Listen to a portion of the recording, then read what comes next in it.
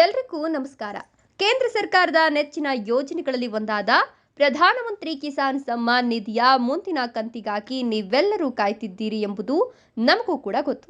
ಪ್ರತಿ 4 ತಿಂಗಳಿಗೊಮ್ಮೆ ನಿಮ್ಮ ಖಾತೆಗೆ ನೇರವಾಗಿ 2,000 ರೂಪಾಯಿ ಜಮಾ ಮಾಡುವ ಈ ಯೋಜನೆ ರೈತರಿಗೆ ದೊಡ್ಡ ಆರ್ಥಿಕ ಆಸರೆಯಾಗಿದೆ. ಈಗಾಗಲೇ 19ನೇ ಕಂತಿನ ಹಣ ಫೆಬ್ರವರಿಯಲ್ಲಿ ರೈತರ ಖಾತೆ ಸೇರಿದೆ. ಈಗ ಎಲ್ಲರ ಚಿತ್ತ 20ನೇ ಕಂತಿನ ಮೇಲೆ. ಆದರೆ ನಿಲ್ಲಿ, ಸರ್ಕಾರದ 2,000 ರೂಪಾಯಿ ಹಣ ನಿಮ್ಮ ಖಾತೆಗೆ ಬರೋದಕ್ಕೂ ಮುನ್ನ ನೀವು ಬಹಳ ಎಚ್ಚರಿಕೆಯಿಂದ ಇರಬೇಕು. ಯಾಕಂದ್ರೆ ಸರ್ಕಾರವು ನಿಯಮಗಳನ್ನು ಕಟ್ಟುನಿಟ್ಟುಗೊಳಿಸಿದೆ. ಈ ವಿಡಿಯೋದಲ್ಲಿ ತಿಳಿಸಿದ 4 ಕೆಲಸಗಳನ್ನು ನೀವು ಪೂರ್ಣಗೊಳಿಸದಿದ್ರೆ ನಿಮ್ಮ ಮುಂದಿನ ಕಂತಿನ ಹಣ ಖಂಡಿತವಾಗಿಯೂ ನಿಮ್ಮ ಕೈ ತಪ್ಪುತ್ತೆ ಅಂತ ಕೇಂದ್ರ ಸರ್ಕಾರ ಸ್ಪಷ್ಟವಾಗಿ ಹೇಳಿದೆ. ಹೌದು, ಹಾಗಾದ್ರೆ ಕೇಂದ್ರ ಸರ್ಕಾರ ಹೇಳಿದ 4 ಕೆಲಸಗಳೇನು, ರೈತರು ಏನ್ ಮಾಡಬೇಕು, ಇದರ ಜೊತೆಗೆ 20ನೇ ಕಂತಿನ ಹಣ ಯಾವಾಗ ಬರುತ್ತೆ ಅಂತ ಸಂಪೂರ್ಣ ಮಾಹಿತಿಯನ್ನು ತಿಳಿಸ್ಕೊಡ್ತೀನಿ. ವಿಡಿಯೋವನ್ನ ಕೊನೆವರೆಗೂ ನೋಡಿ. ನೀವು ಕೂಡ ರೈತರಾಗಿದ್ರೆ ತಪ್ಪದೆ ಒಂದು ಲೈಕ್ ಮಾಡಿ. ಹಾಗೆ ಇದೇ ರೀತಿ ಉಚಿತವಾಗಿ ನೋಟಿಫಿಕೇಶನ್ ಮೂಲಕ ಮಾಹಿತಿಗಳನ್ನು ಪಡೆಯಲು ವಿಡಿಯೋ ಕೆಳಗಿರುವ ಸಬ್ಸ್ಕ್ರಿಪ್ಷನ್ ಬಟನ್ ಮೇಲೆ ಕ್ಲಿಕ್ ಮಾಡಿ, ಪಕ್ಕದಲ್ಲೇ ಬರುವ ಬೆಲ್ ಮೇಲೆ ಕ್ಲಿಕ್ ಮಾಡಿ. ಹೌದು, ರೈತರು ತಕ್ಷಣ ಪೂರ್ಣಗೊಳಿಸಬೇಕಾದ 4 ಪ್ರಮುಖ ಕೆಲಸಗಳು ಯಾವುವು ಅಂತ ಹೇಳಿ ನಂತರ 20ನೇ ಕಂತು ಯಾವಾಗ ಬರುತ್ತೆ ಅಂತ ತಿಳಿಸ್ತೀನಿ. ಮೊದಲನೆಯದಾಗಿ EKYC ಕಡ್ಡಾಯ. ಇದು ಎಲ್ಲದಕ್ಕಿಂತ ಪ್ರಮುಖವಾದ ಕೆಲಸ.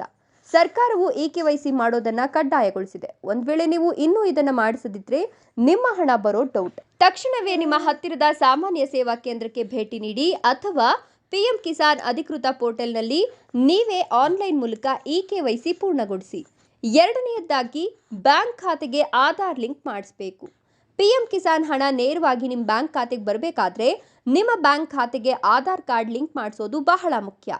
ಒಂದು ವೇಳೆ ಲಿಂಕ್ ಆಗಿಲ್ಲದಿದ್ರೆ ಹಿಂದೆ ನಿಮ್ಮ ಬ್ಯಾಂಕ್ಗೆ ಭೇಟಿ ನೀಡಿ ಈ ಒಂದು ಕೆಲಸವನ್ನು ಮುಗಿಸಿ. ಮೂರನೆಯದಾಗಿ ಜಮೀನಿನ ದಾಖಲೆಗಳು ಸರಿಯಾಗಿವೆಯೇ ಅಂತ ಪರಿಶೀಲಿಸಬೇಕು.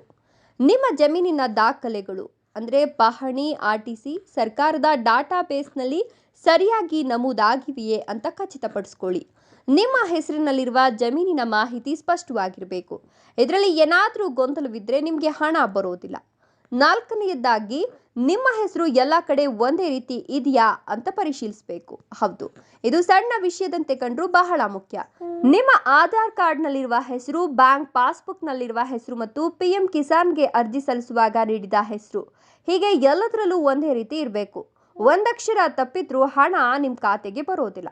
ಇನ್ನು ಕೊನೆಯದಾಗಿ ಹೇಳೋದಾದ್ರೆ, ಮೂಲಗಳ ಪ್ರಕಾರ ಜೂನ್ ತಿಂಗಳ ಕೊನೆಯಲ್ಲಿ ಅಥವಾ ಜುಲೈ ಆರಂಭದಲ್ಲಿ ಸರ್ಕಾರವು ಹಣವನ್ನು ಬಿಡುಗಡೆ ಮಾಡುವ ಸಾಧ್ಯತೆ ಇದೆ. ಹೌದು, 20ನೇ ಕಂತಿನ ಹಣ ಯಾವುದೇ ಸಮಯದಲ್ಲಿ ಬಿಡುಗಡೆ ಆಗಬಹುದು.